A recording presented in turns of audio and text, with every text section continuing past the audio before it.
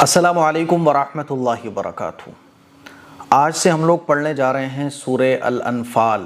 ہماری آج سے شروع ہو رہی ہے۔ اللہ کا شکر ہے، اللہ کا احسان ہے کہ ایک نئی سورت آج سے ہم لوگ شروع کرنے جا رہے ہیں۔ اس سورت کے اندر اللہ تعالیٰ نے جنگ کے احکام، جہاد کے مسائل اور مال غنیمت کے مسائل، مال غنیمت کہتے ہیں جنگ میں جو مال حاصل ہوتا ہے اس کو مال غنیمت کہا جاتا ہے، اس کے احکام اور بھی بہت سارے احکامات اللہ تعالیٰ نے سورت کے اندر بیان فرمائے ہیں۔ جنگ بدر جو اسلام کی اور کفار کی پہلی جنگ تھی، اور اس میں اللہ تعالیٰ نے ایمان والوں کو فتح مبین عطا فرمائی۔ یہ اسلام کی اور کفار کی ایسی جنگ تھی کہ دونوں کا کوئی مقابلہ ہی نہیں تھا۔ مسلمانوں کے پاس لڑنے کو کچھ بھی نہیں تھا اور کفار کے پاس سب کچھ تھا، اور اللہ تعالیٰ نے اس جنگ میں ایمان والوں کو ایسی فتح عطا فرمائی کہ جس کی مثال پوری دنیا میں اور پوری دنیا کی ہسٹری میں نہیں ملتی ہے۔ اور اس جنگ کے بعد سے اسلام کی دھاک آس پاس میں غیروں کے اوپر بن گئی۔ کسی شاعر نے کیا خوب کہا ہے کہ نہتے 313 بشر ذوق شہادت میں، خدا کے نام پر نکلے محمد صلی اللہ علیہ وسلم کی قیادت میں۔ نہ کثرت تھی نہ شوکت تھی نہ کچھ سامان رکھتے تھے، فقط اخلاص رکھتے تھے، فقط ایمان رکھتے تھے۔ تو جنگ بدر کو آپ سب سے پہلے سمجھ لیجئے۔ جنگ بدر یہ 2 ہجری 17 رمضان جمعے والے دن یہ جنگ ہوئی تھی۔ اس میں مسلمانوں کے پاس 313 لوگ تھے بس، مسلمانوں کی جو تعداد تھی وہ 313 بس۔ 2 گھوڑے تھے۔ یہ پہلے دیکھو دونوں کا مقابلہ کرنا کہ دشمنوں کے پاس کتنی فوج تھی اور ایمان والوں کے پاس کتنی تھی۔ 2 گھوڑے تھے، 70 اونٹ تھے، 6 زرہیں تھی۔ زرہ کہتے ہیں لوہے کی پوری ایک ڈریس ہوتی ہے جس کو پہن کے جو ہے نا جنگ میں لڑا جاتا ہے۔ 6 زرہیں تھیں یہ مسلمانوں کے پاس، اور 8 تلواریں تھیں بس۔ کفار کے پاس کیا کیا تھا یہ دیکھو آپ، 1000 لوگ تھے۔ کتنے؟ 1000۔ ادھر کتنے تھے؟ 313۔ تو 313 1000 3 گنا زیادہ تھے وہ، اور ان کے پاس 100 تو گھوڑے تھے، اور ادھر کتنے تھے؟ 2 گھوڑے۔ 2 گھوڑے اور کہاں 100 گھوڑے، 700 اونٹ تھے ان کے پاس۔ اور مسلمانوں کے پاس کتنے اونٹ تھے؟ 70، یعنی 10 گنا زیادہ اونٹ تھے کفار کے پاس۔ تلواریں تو سبھی کے پاس تھیں۔ ساز و سامان سے لیس یہ گروہ ابو جہل، جو اس زمانے کا فرعون تھا، ابو جہل بہت ظالم، بڑے فخر سے تکبرانہ لوہے میں ایک دم جکڑا ہوا، پوری لوہے کی ڈریس وریس سب پہن کے 1000 لوگوں کے ساتھ یہ نکلا تھا۔ اصل میں یہ جنگ کیوں ہوئی تھی اس سے پیچھے ہم چلتے ہیں تھوڑا سا۔ دیکھیے آپ لوگوں کو پتہ ہوگا کہ نبی کریم صلی اللہ علیہ وسلم اور صحابہ اکرام کو مشرکین مکہ کتنا ستایا کرتے تھے، کتنی ان کو تکلیفیں پہنچایا کرتے تھے، یہ آپ جانتے ہیں، آپ نے واقعات پڑھے ہوں گے۔ ایمان والوں کو یہ چین نہیں لگنے دیا کرتے تھے، ہر وقت پریشان کرنا۔ میں تھوڑی ریکارڈنگ لگا لوں تاکہ کوئی پرابلم نہ ہو۔ ایمان والوں کو پریشان کرنا، ستانا، جس کی وجہ سے حبشے کی طرف بھی کچھ صحابہ اکرام نے ہجرت کی تھی، لیکن ان کا ظلم اور زیادتی رکنے کا نام نہیں لے رہی تھی۔ آخر میں انہوں نے یہ پلان کیا، جو کفار کا ایک پورا وہ تھا، جس جگہ یہ لوگ جمع ہوا کرتے تھے، جہاں ان کی پنچایتیں لگا کرتی تھیں، تو کفار کے بڑے بڑے سردار جمع ہوئے اور انہوں نے یہ پلان طے کیا کہ ہمارے قبیلے کا ہر نوجوان محمد صلی اللہ علیہ وسلم کے گھر کا گھراؤ کر لے گا، اور جب وہ صبح کو نکلیں گے رات کو گھراؤ کر لیں گے سب لوگ، اور جب رات کو نکلیں، دن میں نکلیں، کبھی بھی نکلیں گے تو ان کو قتل کر دیا جائے گا۔ یہ انہوں نے پلاننگ بنائی، اور پلاننگ کے تحت یہ لوگ جناب رسول اللہ صلی اللہ علیہ وسلم کے گھر کا محاصرہ انہوں نے کر لیا، چاروں طرف سے حضور کا گھر گھیر لیا۔ اللہ تعالیٰ نے اجازت دی حضور علیہ الصلوۃ والسلام کو کہ ہجرت کر لیں آپ۔ تو حضور علیہ الصلوۃ والسلام ہجرت کرنے کے لیے جب نکلے تو یہ لوگ تو محاصرہ کیے ہوئے تھے۔ اللہ کے نبی نے ایک مٹھی مٹی ان کی طرف پھینکی اور یہ لوگ حضور کو نہیں دیکھ پائے اور حضور نکل گئے۔ حضرت ابوبکر صدیق رضی اللہ تعالیٰ عنہ ساتھ تھے، اور حضور نے پھر قیام فرمایا غار ثور میں۔ جب آپ لوگ جائیں گے نا عمرہ کرنے کے لیے تو آپ کو غار ثور نظر آتی ہے، وہاں پر حضور رہے، اور یہ مشرکین مکہ جو تھے نا، ان کو پتہ چلا کہ ارے حضور تو نکل گئے، ہمارے ہاتھ میں نہیں آ پائے، تو انہوں نے پھر ڈھونڈنا شروع کیا، لیکن حضور علیہ الصلوۃ والسلام اللہ کے فضل و کرم سے مدینے پہنچ گئے۔ جب یہ مدینے پہنچ گئے حضور، تو مشرکین مکہ کو بہت غصہ آیا کہ ہاتھ سے نکل گئے۔ کوئی بات نہیں، مشرکین مکہ میں عبداللہ ابن ابی تھا، وہ بھی مشرک تھا، مشرکین کی تعداد تو مدینے میں بھی تھی، تو انہوں نے وہاں پہ لیٹر بھیجے اپنے کہ محمد صلی اللہ علیہ وسلم ہمارے یہاں سے نکل کے تمہارے یہاں پہنچ گئے اور تم ان کو اپنے یہاں قیام دے رہے ہو، ان کو وہاں سے روانہ کرو ورنہ ہم تمہارا بھی نام و نشان مٹا دیں گے، ہے نا۔ حضور علیہ الصلوۃ والسلام نے کیا کیا کہ مدینہ آنے کے بعد سب سے معاہدہ کیا، مشرکین سے، یہود سے، کہ دیکھو اگر مدینے پہ کوئی چڑھائی کرے گا، مدینے پر کوئی حملہ کرے گا تو ہم سب لوگ مل کر اس سے مقابلہ کریں گے۔ یہ بڑی حکمت کے ساتھ اللہ کے نبی صلی اللہ علیہ وسلم نے سب کو ایک جان بنا دیا۔ اب کیا ہوا کہ جو ابو جہل تھا اور بڑے بڑے سرداران قریش تھے، یہ تو اسی وقت سے پلاننگ کر رہے تھے کہ ہمیں مسلمانوں کا خاتمہ کرنا ہے چاہے کچھ ہو جائے، اور اسی غرض سے انہوں نے پھر کہ بھائی جنگ کرنی ہے، جنگ کی تیاریاں اسی وقت سے انہوں نے شروع کر دی تھیں جب سے حضور علیہ الصلوۃ والسلام نے مکے سے مدینہ ہجرت فرمائی تھی۔ تو ان کے پاس آپس میں جنگ لڑنے کے سامان تو تھے، لیکن کوئی بڑی طاقت سے اور باہر نکل کر جنگ لڑنے کے سامان ان کے پاس نہیں تھے۔ تو بڑے بڑے سرداروں نے قبیلے کے آپس میں یہ طے کیا، اس جیسے آج کل سپر پاور ہے امریکہ، اس وقت جو سپر پاور تھی وہ تھا شام، روم، شام کی حکومت۔ وہیں یہ لوگ تجارت کرنے کے لیے جایا کرتے تھے اور وہیں نئے ٹائپ کے جو اسلحے اور جو لڑائی کے ساز و سامان ہوا کرتے تھے وہ وہیں بنا کرتے تھے۔ تو پلاننگ کے تحت سارا کا سارا پیسہ لگا کر ابو سفیان کو شام بھیجا گیا، اور شام اس لیے بھیجا گیا تاکہ نام ہو کہ بھئی تجارتی قافلہ آ رہا ہے، کیونکہ تجارتی قافلوں کو کوئی لوٹتا نہیں تھا، تجارتی قافلوں کو کوئی روکتا نہیں تھا، اور اسی پیسے کو لے کے یہ شام جائیں، وہاں سے کمائی بھی کر کے لائیں اور جنگ کا سامان بھی خرید کے لائیں۔ تو ابو سفیان جو تھا نا، یہ اپنے لوگوں کے ساتھ، اور اس گروپ کو سب نے پیسہ دیا تھا، سب نے اپنی جمع پونجی اس میں لگا دی تھی، جاؤ تم، ہوگا تو دیکھا جائے گا۔ تیاری یہ لوگ جبھی سے کر رہے تھے۔ حضور علیہ الصلوۃ والسلام کو اس کی خبریں ملتی رہتی تھیں، یہاں تک کہ بعض دفعہ کچھ صحابہ اکرام خانہ کعبہ کا طواف کرنے کے لیے جب جاتے تھے تو یہ جو ابو جہل تھا یہ وارننگ بھی دیتا تھا کہ تم نے ہمارے یہاں کے محمد صلی اللہ علیہ وسلم کو پناہ دے کے رکھی ہوئی ہے، ہم تمہارا نام و نشان مٹا دیں گے، یہ کر دیں گے، وہ کر دیں گے۔ تو اس طرح سے پلاننگ کے بارے میں حضور کو پتہ چلتا رہتا تھا۔ جب حضور علیہ الصلوۃ والسلام کو یہ پتہ چلا کہ ابو سفیان پورے قافلے کے ساتھ شام جا رہا ہے اور یہ پلاننگ ہے ان کا کہ تجارت کے ساتھ ساتھ اسلحے اور جنگ کا ساز و سامان بھی خرید کے لانا ہے، تو حضور علیہ الصلوۃ والسلام نے اس کا تعاقب کیا ایک جماعت کو لے کر، یہ لیکن نکل چکا تھا۔ اب جب یہ واپس ہو رہا تھا وہاں سے شام سے جب واپس ہو رہا تھا تو حضور علیہ الصلوۃ والسلام نے صحابہ اکرام سے یہ کہا کہ ہمیں اس قافلے کو روکنا ہے۔ اس قافلے کو کیوں روکنا ہے؟ کیونکہ یہ پوری کمائی کر کے لا رہا ہے، ہتھیار بھی خرید کے لا رہا ہے، اب یہ مکہ جا کے پھر پوری پلاننگ کے تحت ہم پر حملہ کریں گے، اس لیے ان کو بیچ میں ہی روک دو۔ شام سے جو مکے کا راستہ تھا وہ مدینہ ہوتے ہوئے جاتا تھا، مکے سے کوئی بھی شام تجارت کے لیے جاتا تھا تو وہ مدینہ ہوتے ہوئے جاتا تھا، واپسی بھی مدینہ ہوتے ہوئے ہوتی تھی، ٹھیک ہے۔ حضور علیہ الصلوۃ والسلام نے ایسے جب اعلان کیا تو 313 صحابہ اکرام اکٹھے ہو گئے، اور اس قافلے کو روکنے کے لیے اور اس قافلے سے جنگ کے لیے، کیونکہ اس میں 100 ایسے نوجوان بھی تھے جو اسلحے سے لیس تھے پورے، تو حضور علیہ الصلوۃ والسلام نے ارادہ فرمایا کہ اس قافلے کو ہمیں روکنا ہے۔ جب ابو سفیان کو یہ پتہ چلا کہ حضور علیہ محمد صلی اللہ علیہ وسلم ہمارے قافلے پر، تجارت کے قافلے پر حملہ کرنے والے ہیں، تو اس نے ایک آدمی جو ہے نا مکے روانہ کیا ابو جہل کے پاس، اور ابو جہل کو یہ خبر بھجوائی کہ محمد صلی اللہ علیہ وسلم اور ان کے صحابی جو ہیں نا، ان کے ساتھی جو ہیں، وہ ہم پر حملہ کرنا چاہتے ہیں، اسی لیے تم فوراً ایک ٹیم لے کے ہماری طرف آ جاؤ اور لڑائی کی پوری تیاری کے ساتھ نکلو۔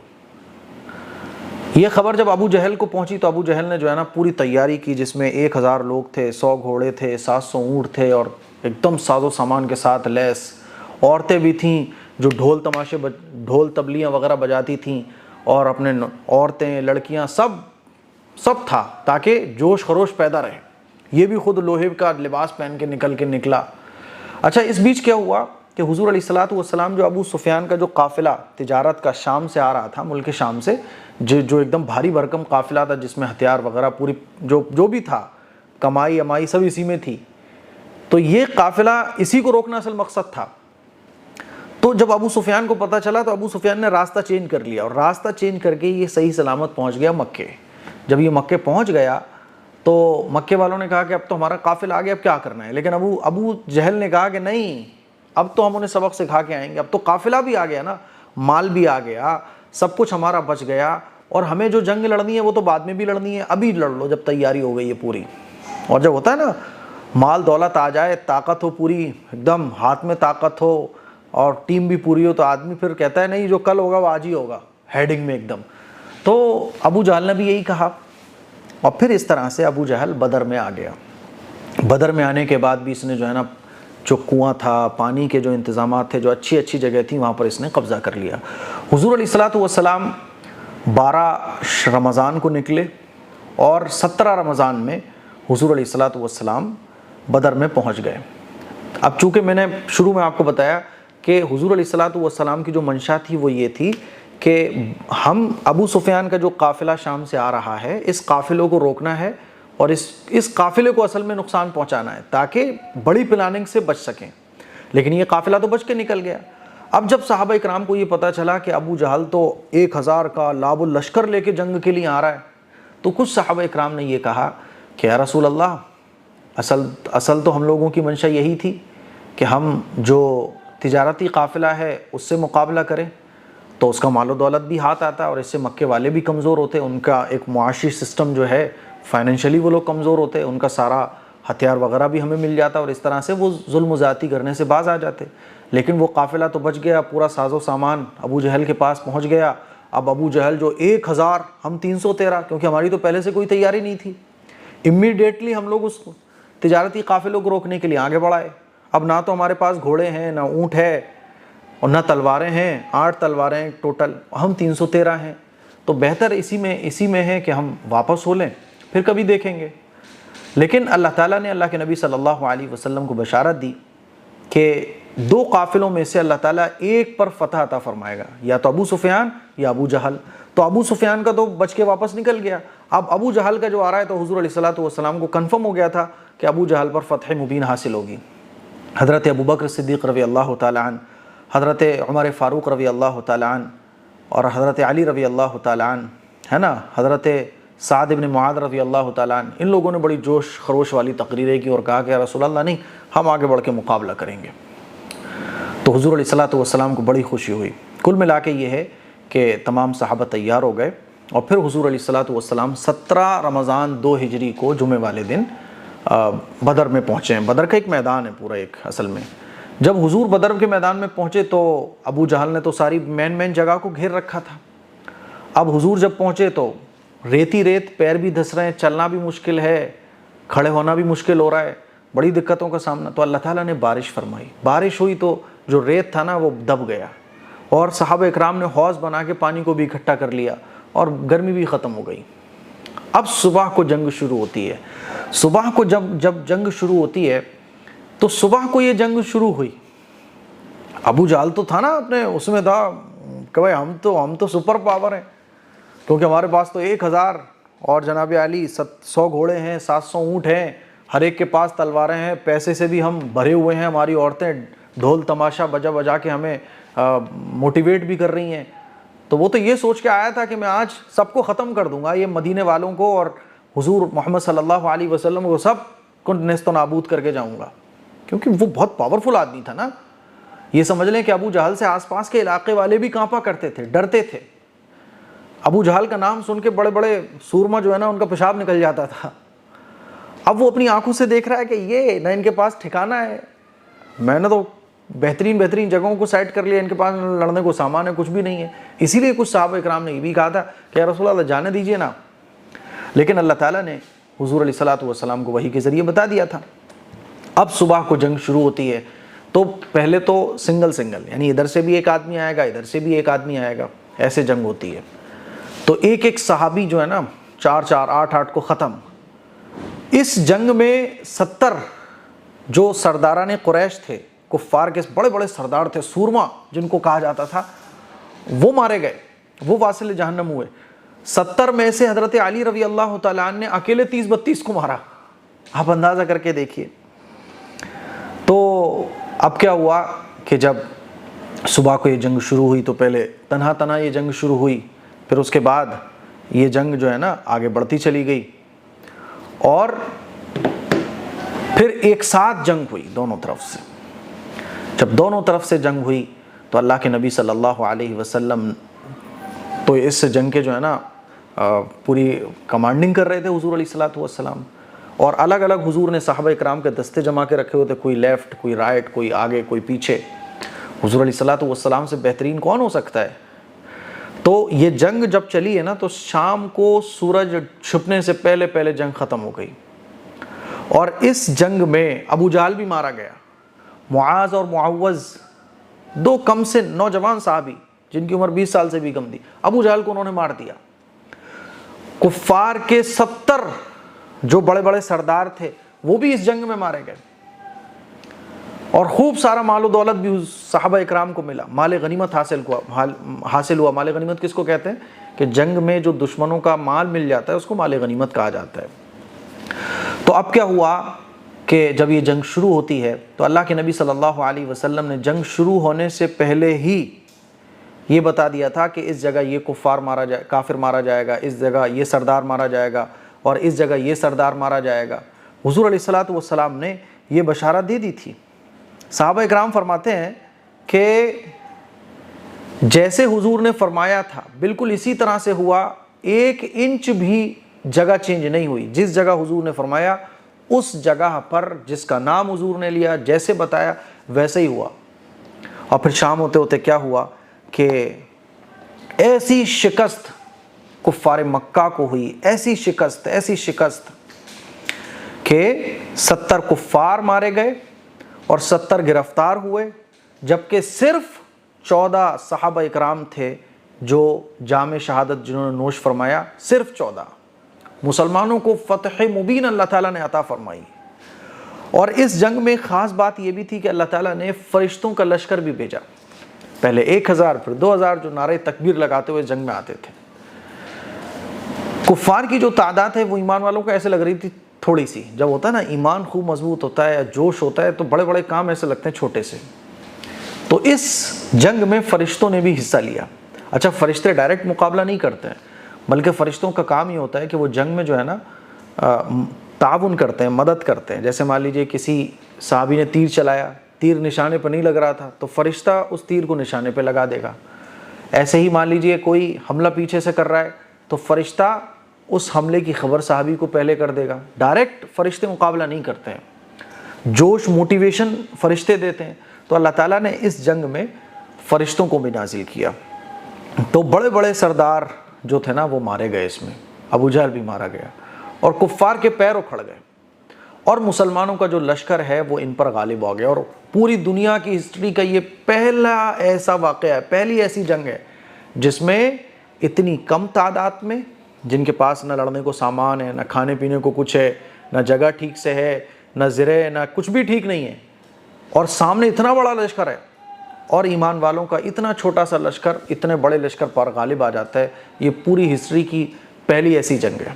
اور اس جنگ کے بعد جب کفار مکہ کو ایسی خطرناک شکست ہوئی تو ہاہاکار مچ گیا سب طرف، اور ایمان والوں کی جو دھاک ہے، اسلام کی جو دھاک ہے نا، وہ دشمنوں پر جم گئی.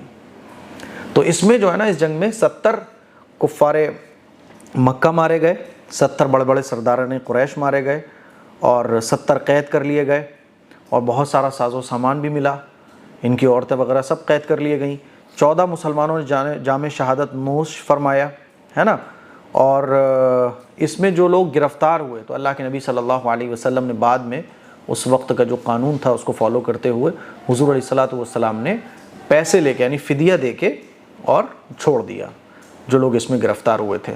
اچھا، جو لوگ لکھنا پڑھنا جانتے تھے تو حضور علیہ الصلوۃ والسلام نے ان کی سزا یہ مقرر فرمائی کہ تم ہمارے بچوں کو یعنی مدینے میں جو بچے تھے صحابہ اکرام کے بچے تھے کہ ان کو پہلے تعلیم دو اور ان کو تم تعلیم دے دو گے تو تم آزاد ہو. تو پتہ یہ چلا کہ پڑھنے لکھنے کی کتنی اہمیت تھی کہ حضور علیہ الصلوۃ والسلام نے جو جنگ میں قیدی بن گئے تھے ان کو پڑھائی کے بدلے میں چھوڑا کہ تم پہلے پڑھاؤ، ہمارے بچوں کو لکھنا پڑھنا سکھا دو، اس کے بعد ہم تمہیں چھوڑ دیں گے. تو اس جنگ میں جو مال غنیمت حاصل ہوا اس کو کہا جاتا ہے انفال، کیونکہ اصل تو جہاد ہے.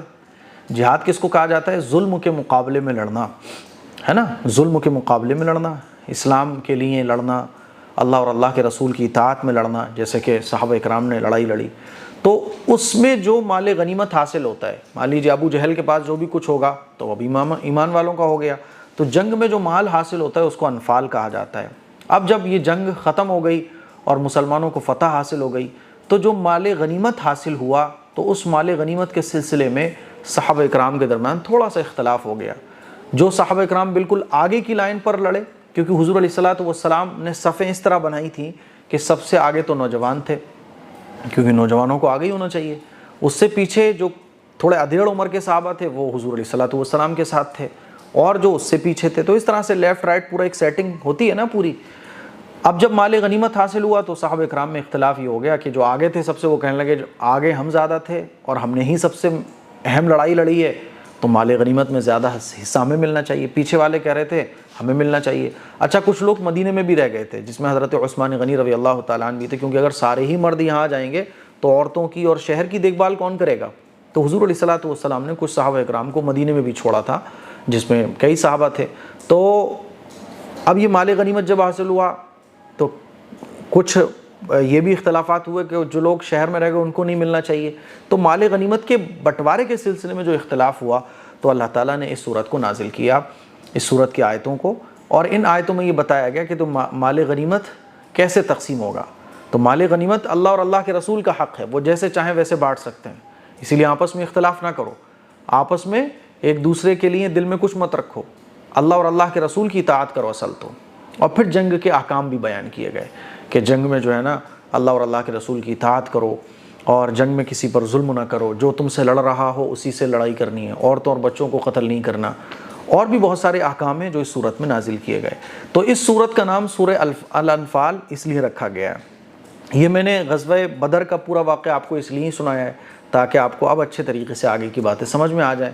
مجھے امید ہے کہ آپ کو یہ پوری چیزیں سمجھ آ گئی ہوں گی. اب اس صورت کی جو شروع کی آیت ہے یسألونک عن الانفال، تو جب یہ پوری جنگ ہو گئی نا، مال غنیمت حاصل ہو گیا، تو مال غنیمت کی ڈسٹریبیوشن میں، تقسیم میں جو آپس میں صحابہ اکرام کے درمیان اختلاف ہوا کہ کس کو کتنا ملنا چاہیے. جیسے ہمارے گھر میں بھی کوئی چیز ہم لوگ لے کے آتے ہیں، امی ابو کوئی چیز لے کر آئیں تو چھوٹے بھائیوں میں اختلاف ہو جاتا ہے، مجھے زیادہ ملنا چاہیے، ہے نا. شادی بیاہ کے موقع پر روٹھا منی ہو جاتی ہے، مجھے یہ ملنا چاہیے تھا، یہ میرا حق ہے. تو ہو جاتا ہے، نو پرابلم، اس میں کوئی ایسی بات نہیں ہے، فطری ہے، سب انسان ہے، سب بشر ہیں. تو صحابہ کرام کے درمیان بھی ایسے ہی اختلاف ہو گیا کیونکہ مال کی محبت تو ہوتی ہے نا. تو اللہ تعالیٰ نے آیت نازل فرمائی یسألونک عن الانفال، کہ وہ آپ سے مال غنیمت کے بارے میں دریافت کرتے ہیں، لوگ آپ سے مال غنیمت کے بارے میں دریافت کرتے ہیں. قل الانفال للہ والرسول، آپ کہہ دیجئے مال غنیمت اللہ اور اللہ کے رسول کا ہے، اللہ اور اللہ کے رسول کا ہے، وہ جیسے چاہیں تقسیم کریں، تمہیں تو بس اس کا خیال رکھنا ہے. فاتقوا اللہ، تم اللہ سے ڈرو، واصلحوا ذات بینکم، اور آپس میں رنجش نہ کرو، اللہ اور اللہ کے رسول کے سپرد کر دو، وہ جیسے چاہیں تقسیم کریں. تو یہ تو بھائی غزوہ بدر کا پورا واقعہ تھا جو میں نے آپ لوگوں کے سامنے رکھا. لیکن ابھی غزوہ بدر کے بعد معاملہ تھما نہیں ہے. غزوہ بدر کے بعد غزوہ احد ہوا، اس کے بعد مشرکین مکہ جو ہے نا چین سے نہیں بیٹھے، تب تک چین سے نہیں بیٹھے جب تک کہ مکہ جو ہے فتح نہیں ہو گیا. وہ سب آپ لوگ سنو گے.